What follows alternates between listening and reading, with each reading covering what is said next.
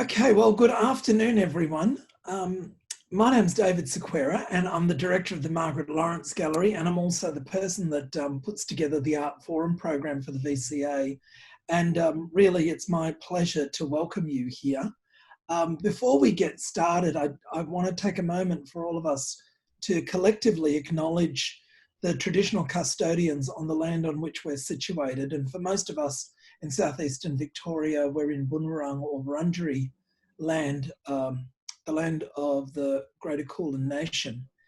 And I want to take a minute just to acknowledge that, you know, for generations before the VCA was even thought of, or before there were any art studios or galleries, museums, art schools, universities, that actually the Bunurong and Wurundjeri people practiced the arts through song, dance, painting, storytelling, and that these rituals and traditions continue even now. And please join me in paying respects to elders past, present and emerging, and to welcoming, join me in welcoming First Nations people from all over the planet to this special art forum.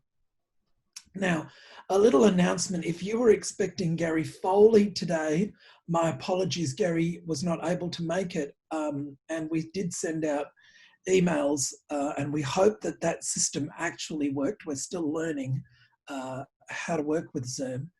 But our very special guest today, and I really do thank them. It's such a timely event, and we're so thrilled that Trent and Lizzie could join us. Let me introduce them. They're going to be talking about John Nixon's print archive.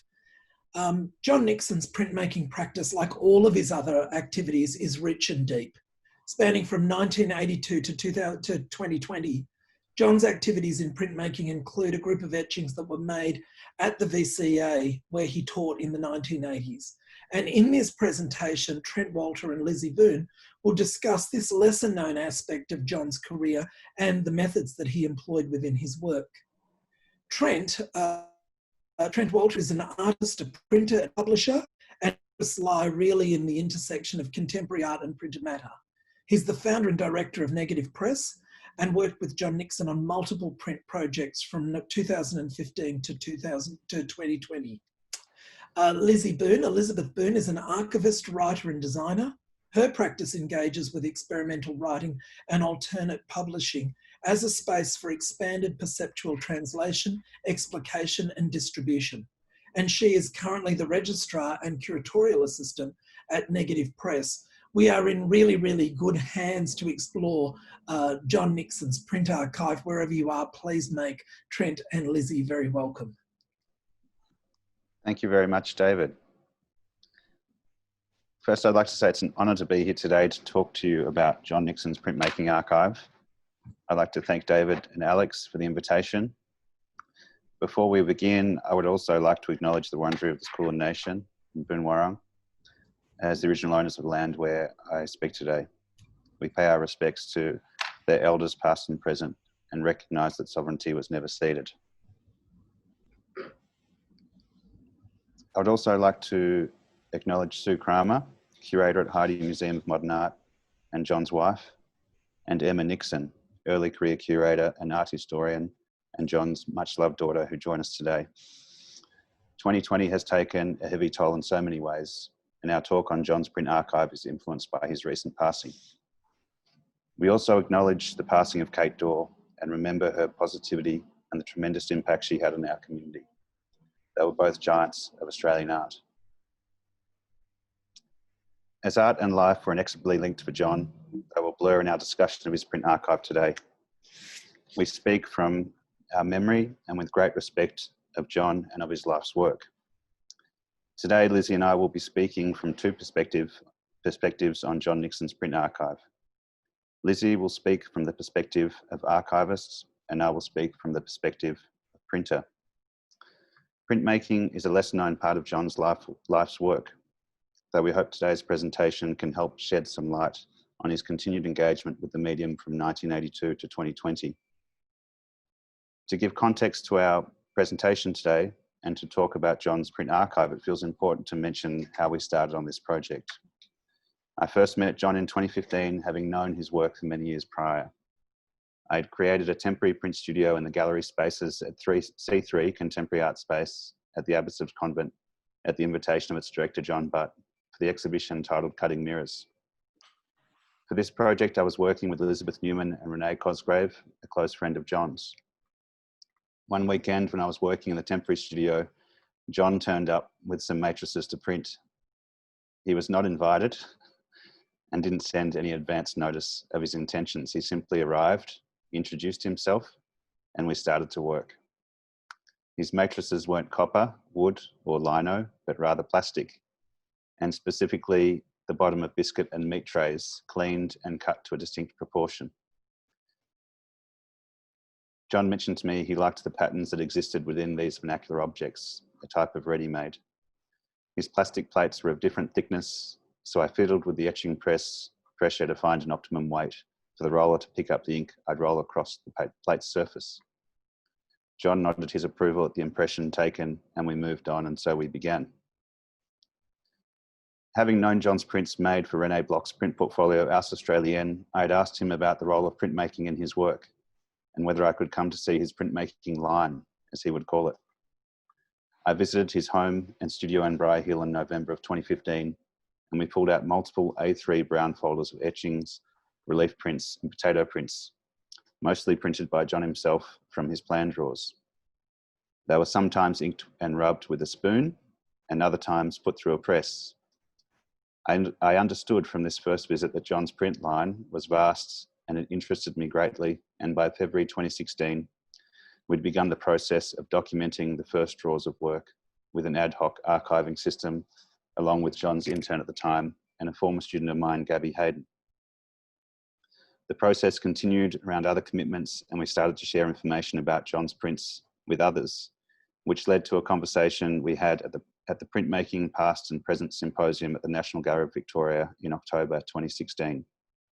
The encouragement of Kathy Lay, Senior Curator in Prints and Drawings at the National Gallery of Victoria, and Roger Butler, recently retired from the position of Senior Curator Australian Prints and Drawings and now Emeritus Curator at National Gallery of Australia, spurred us to continue our archiving work alongside making new works, of which I'll speak more later. From 2016, John and I were more involved in making these new works, and the archive project still progressed, though at a reduced pace. A turning point in the process came with the introduction of 3 curatorial interns from Monash University's Bachelor of Art History and Curatorship program in 2018, and I thank Quentin Sprague for his help with that. Among them was Lizzie Boon, who will speak to you shortly, who took on the task with great professionalism, enthusiasm, and rigour. Lizzie's task was complicated by the constant addition of new works to John's print line over the last 2 years, though we revised the final document with John at Briar Hill prior to the beginning of the pandemic in late February, though new works continued to be added till June of this year. I'll hand over now to Lizzie to speak of John's prints from the perspective of archivist. Thank you, Lizzie. Thanks, Trent. I'd like to acknowledge and say hi to Sue and Emma. And before I begin, I think I owe Emma a big thank you. Emma and I studied at Monash together, and she was the one that gave me the nudge and encouragement to reach out to Trent and begin working on John's archive. So I would like to approach today through the resonance of the archiving process, and in doing so, share a handful of moments from John's archive and a bit about the context in which they were made, to hopefully extend to you the vastness, diversity, and vigour of his print output, which includes etchings, woodblocks, woodcuts, monotypes, studies, stencils, relief prints, offset lithographs, stone lithographs, Xerox prints, screen prints, and then most recently an extensive body of print collages. I will draw from a paper I presented for the Printmaking and Philanthropy Symposium at Melbourne University last year. Memory of writing this paper is a cherished period in which I was able to spend some extended time with John. He so generously and with such direct specificity gave context, detail, anecdote, or broader perspective on the how, when, and why he came to make each print. Over this time, John spoke directly to each of the 489 individual or set of prints within the archive. I think this highlights the energy and spirit of John's art making, but also the value and criticality that each of these prints holds within the complex network of mediums of his broader practice. While it is an impossible task to share the depth of consideration of every work within this short period of time today, I do hope I can give you a snippet of his sense of self-activation, autonomy, and resourcefulness in his all-encompassing program of printmaking. Within John's greater practice, printmaking has rarely been attributed. Yet through sorting and cataloguing the many folders, boxes, and drawers full of prints, there is no doubt that printmaking had a key influence within the interdisciplinary ecology of his practice, as both an echo and constituent vehicle reflective of his commitment to the intellectual inquiry of form and colour. In 1979, John founded Art Projects, an independent art space committed to exhibiting Australian avant-garde artists located on Lonsdale Street in Melbourne CBD. It was here that John first started to consider and produce prints in a fine art and supplementary ephemera framework. Emerging from his do-it-yourself ethos, these early prints were made utilising the resources around him. A small edition of each were made with paint rather than ink, paper bags, found paper, or A4 bond paper from the gallery itself, and were made on second-hand plywood cut out with lino cutting tools.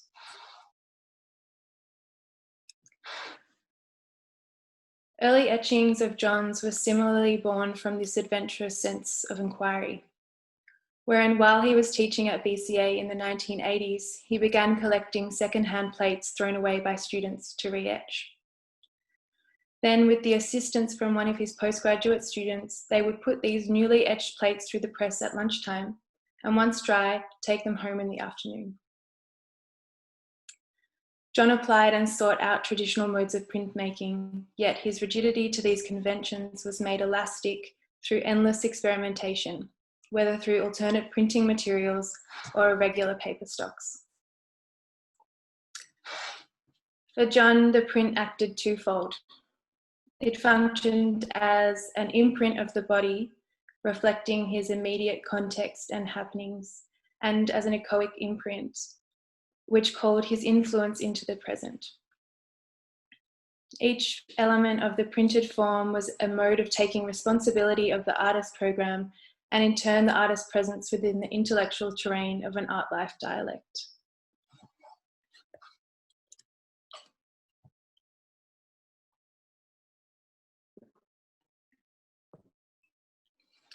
John collected and collated ephemeral material or conceptual objects, which became directly involved in the print activity.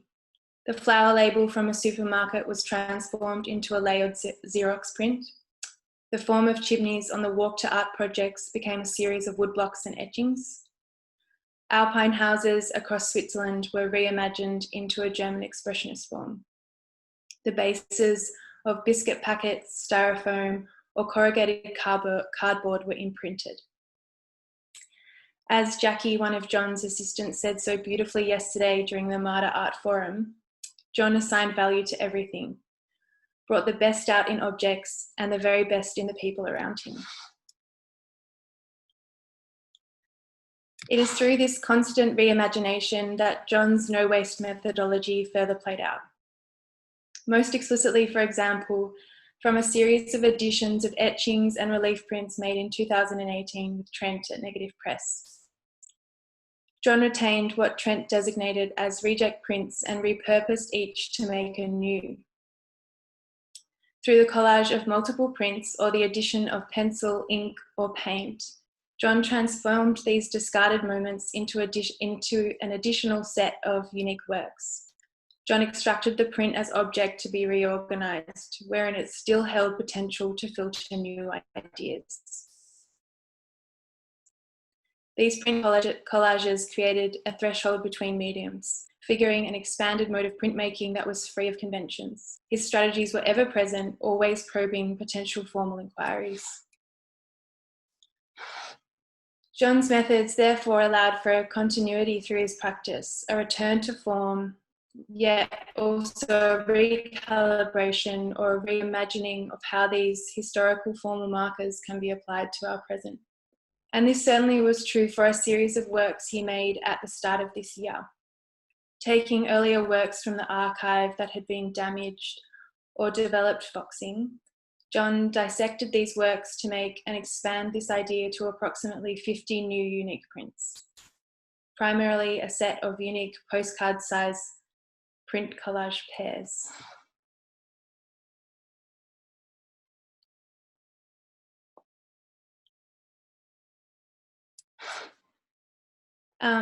As probably evident by now, John's repetition of form and colour was not serial but fresh each time.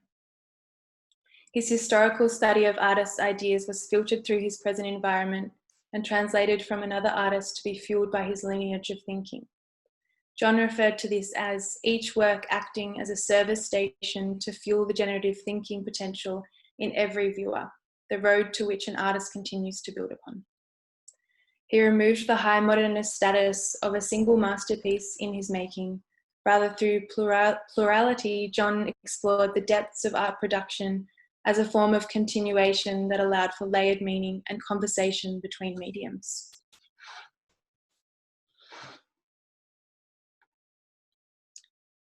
The act of archiving has been to preserve, to store, and to order John's prints. Yet what has eventuated is disembedded as static historicisation, but a process which reflexively reverberates John's manifesto of the artist's work as a portal of knowledge to pass on. This archive, the work, the short time I got to spend with John, the generosity of both John and Trent in helping me unpack the many intricacies of the archive has taught me so much about resourcefulness, collaboration, flipping things on their head to think about them in another way, and embracing the endless symphony of possibilities within the everyday. Thank you. I'll pass over to Trent again. Thanks, Lizzie. So we might swap screens as well. Sure.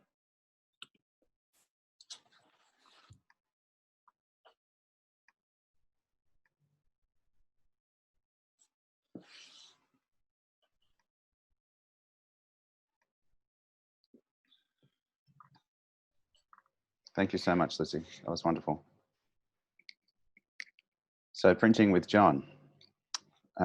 Rather than provide a chronological narrative of the work I printed with John, I've assembled a series of statements on John's printmaking as a way to cover the most ground and also as a way to remember our interactions, but also in thinking what may benefit students or other artists or enthusiasts to learn from what is affectionately described as the John way. Number one, the adjective that comes to mind most when thinking about John's printmaking is specific.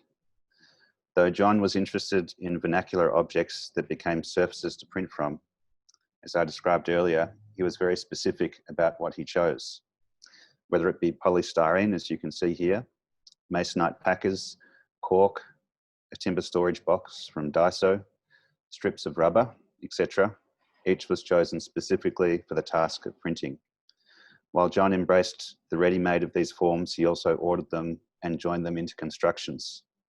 And that's constructions with a K, as he did so well in his paintings, so that a series of profiles from picture frame could become a series of diagonal lines when printed. The objects he chose to work with were discarded, but they were never trash, as he recognized the inherent potential of their surface. It also meant that not all prints made in this fashion were deemed successful or kept. A handful were discarded, as the impression from the selected object was not satisfactory to John. In his own words and from an interview we conducted, and I quote, "The thing about all my work is that it basically reuses and recycles a lot of things. I'm not so particular about everything having to be brought to me as brand new material. Over the years, many of the elements that are used in the paintings or for the surfaces, etc., have been found or have been cut from wastage, someone else's work. I get the leftover things. The plates are there and you can use the back of the plate. It's perfectly fine and perfectly fine on a small scale. It may have some marking on it and therefore that marking gets incorporated into the plate. I don't mind that. It's just part of the life of that plate. It just reuses something that would otherwise just be scraps, and I find those things interesting. It doesn't cost any money. You might as well get on and do it, he said. I asked him, turning nothing into something? And he replied, it's turning something that's not really wanted into something that's wanted. And this is an image of the construction made out of the picture frames. Number 2, John once suggested I run a printmaking class called Print Anything, where I could invite students to bring any object to the studio and we could devise a methodology for printing it. This class is still to be organised. Number 3. In an interview with John preceding his exhibition at Negative Press in 2017, I asked him, why make prints? He replied humorously, don't really know. While laughing, he continued, I've got a very strong work ethic, somewhat unfortunately, and therefore I tend to find it interesting to work in all different sorts of areas of the art world, within all the different techniques, as well as within the curatorial and writing fields. So whilst primarily I'm known as someone who makes paintings, I make all sorts of things. And I like the specific nature of all the different genres. I like to work within what, for example, screen printing or etching would enable me to do that painting wouldn't enable me to do. When asking him about the presence of figurative elements in his printmaking, a house or a seascape or a plant as we see here, John replied, I have a philosophy and it's clear, but I also allow myself a kind of liberal interpretation of these things. And I allow myself to sometimes incorporate what one could call figurative elements or elements from the real world. Actual elements in the paintings which should perhaps be called constructions rather than paintings. I've always incorporated the ready-made into the things that I've done. The ready-made is a figurative element. And so when I first did the etchings, I saw that I could incorporate some figurative elements. There'd been figurative elements incorporated in the collages, because in the collages, you're not only taking coloured paper, but you're also taking from printed papers and photographs from newspapers. So you're cutting them out and you're gluing them all down, and there is some kind of figuration already in the work. He continued, also since having my experimental music group, the Donkey's Tale, and writing songs for the Donkey's Tale, which predominantly have a kind of naturalistic basis, and living more in a rural setting, different things like trees and organic forms have become more part of my repertoire.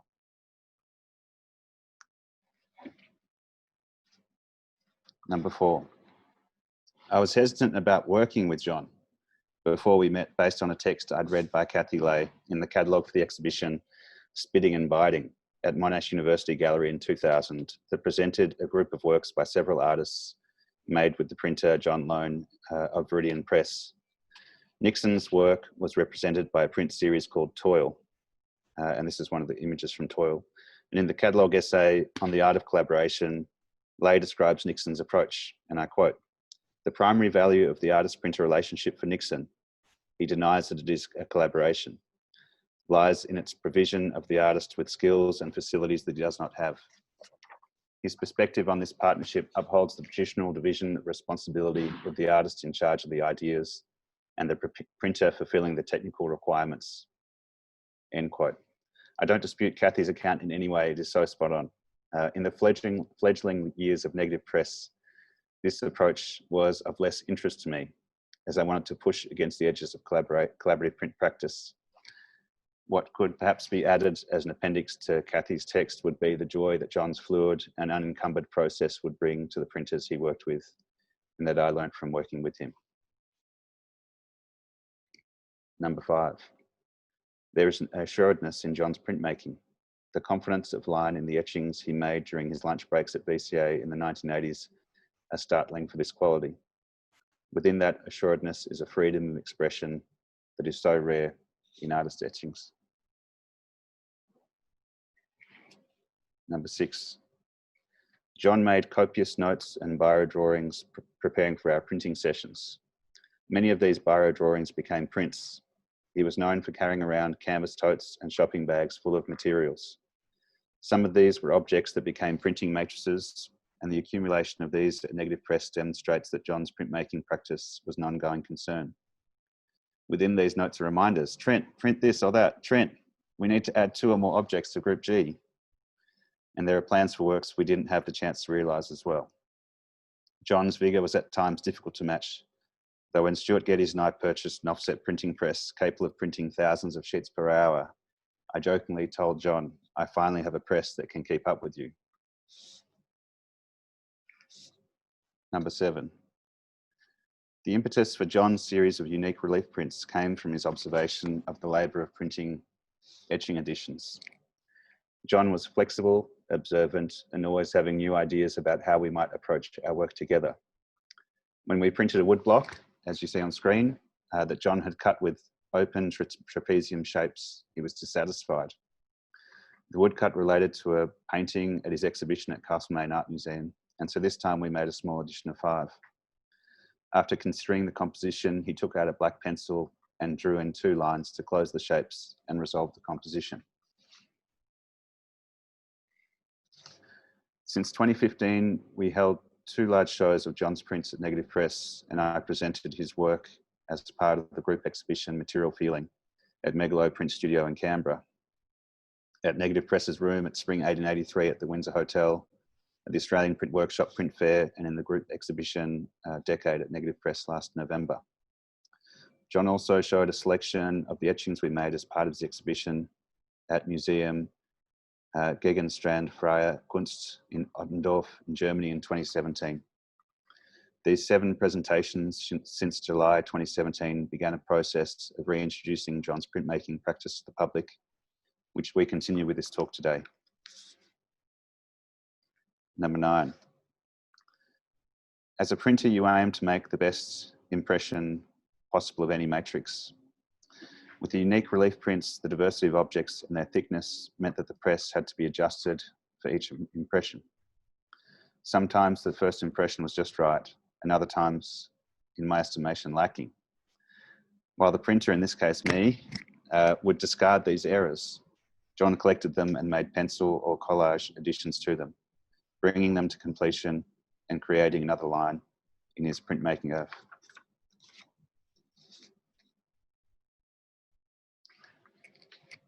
He took this process further in his postcard pair works from 2020, where he not only used remnants from our printing sessions, but also ready-made printed surfaces, like pre-printed cardboard packaging that you can see here, to construct new printed works.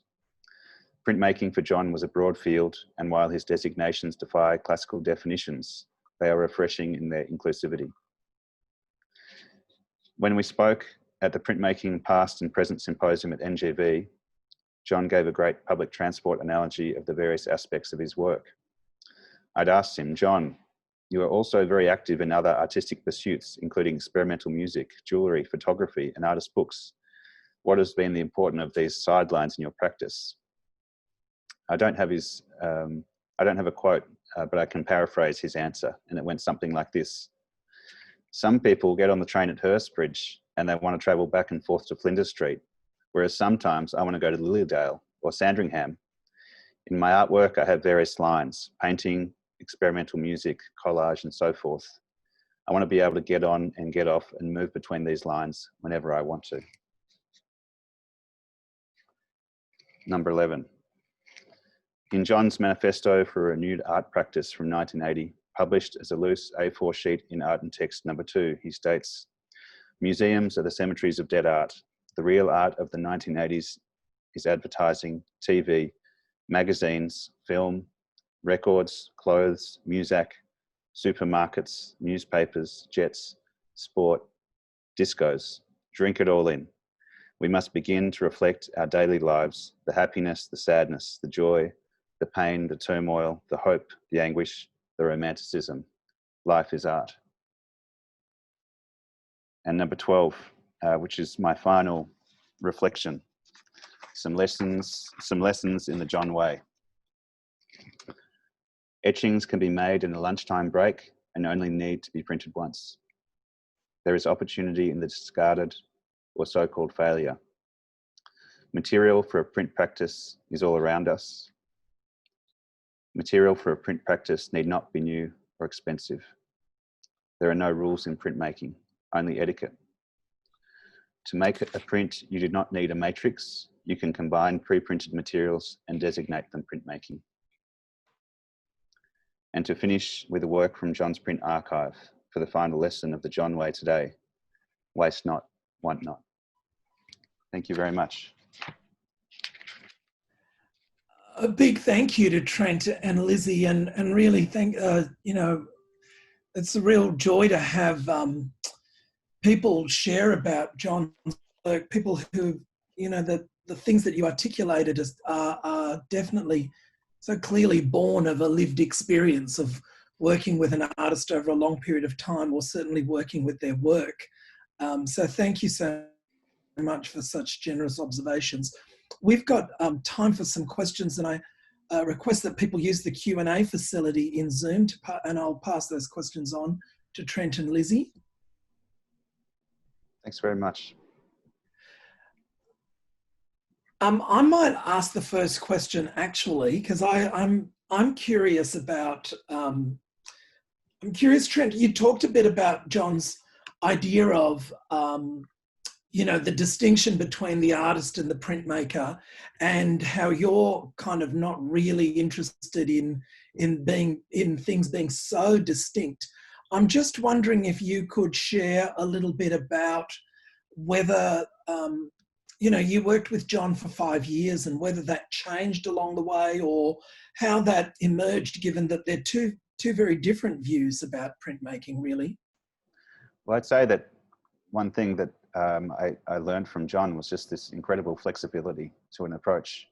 So I think that perhaps even when we first met, I kind of would have thought that John's work was more rigid than it was. And one of the great things about going through the print archive was just seeing the incredible diversity of the work and his approach, and that involvement of figurative elements. You know, his desire to print, you know, at home using spoons with cut potatoes, or with kind of master printers in different studios.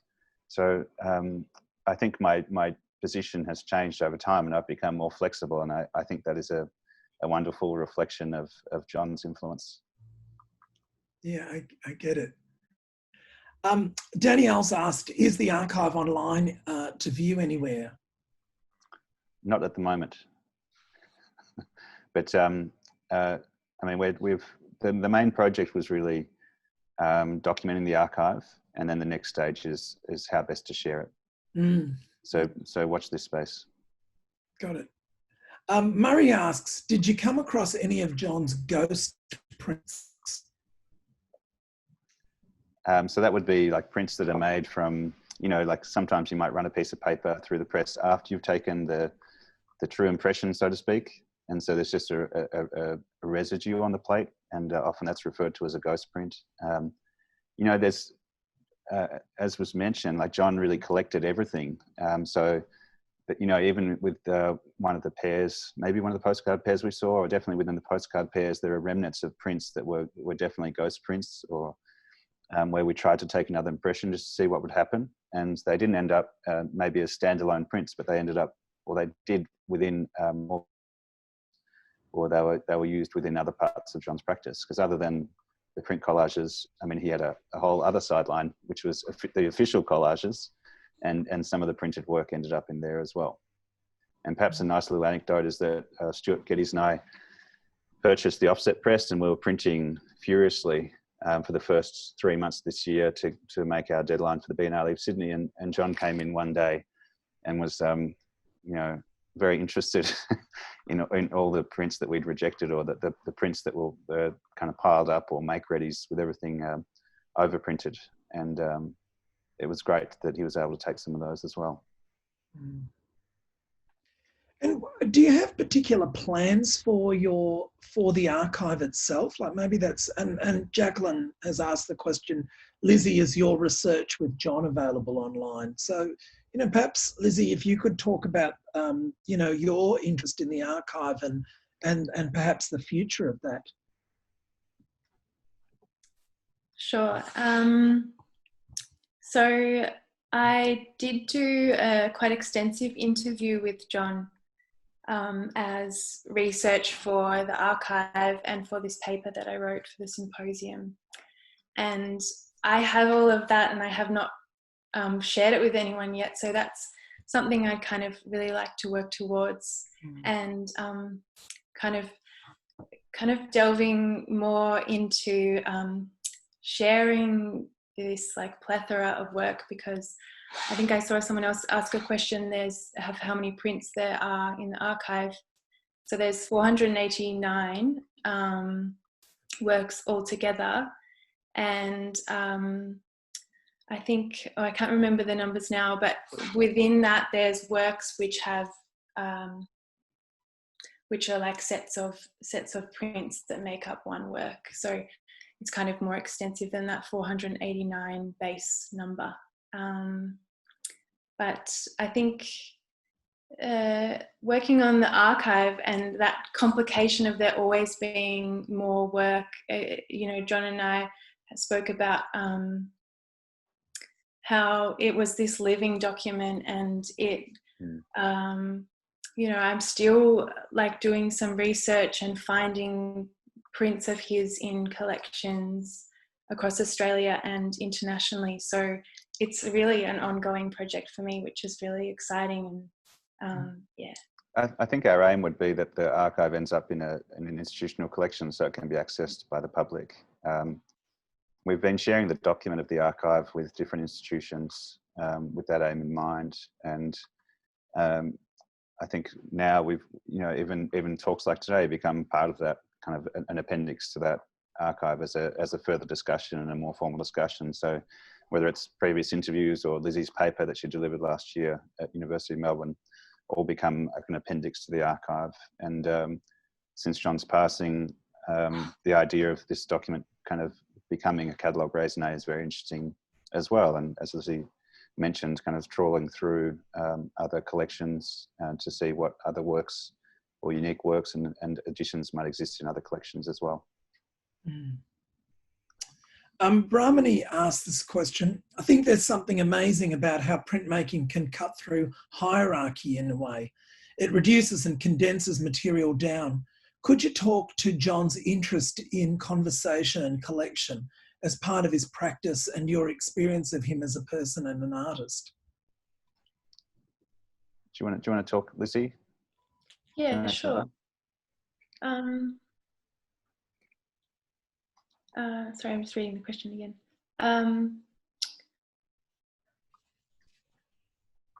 Yeah, I think from what I spoke a little bit about today, how John was able to, you know, we sat down on multiple occasions to go through the archive documents so we could check details, and a big part of the archiving process was this sense of conversation, and he could speak to every single work directly. And I just thought that blew me away. You know, he had this like he was always collecting new objects or everything to make matrices for prints or otherwise, but also collecting all these thoughts that were attached to the prints, and they kind of filtered through every medium, I think. So that's kind of what I will say about that, that there's generally no hierarchy between it all. It's just this accumulation and collection that he shared so generously through conversation. And I think part of that that sharing through conversation was just that initial contact in 2015 we had, and then showing interest in that archive, and then archive of work and visiting John, looking through the work, and then that kind of exploded in a way, and it kind of, well, I feel it renewed his interest, and he had this opportunity again to make prints, and it became something that, you know, we all enjoyed together, working on and seeing what happened, and seeing where John took it, because he was very dynamic, incredibly generous and friendly person, and didn't see hierarchy. As Lizzie mentioned, quoting Jackie, you know, he brought out the best in you know, objects, but people as well. And he brought so many people together. He had so much respect for other artists, and we all kind of share in that wonderful friendship. Simone asks, thank you, Elizabeth and Trent, for sharing this fabulous body of John's work, which is so generous. Your presentation made me think that John's print practice is not only a formal investigation, but also a vehicle for bringing things, objects, and people into a relationship. I wonder if you had any thoughts on this.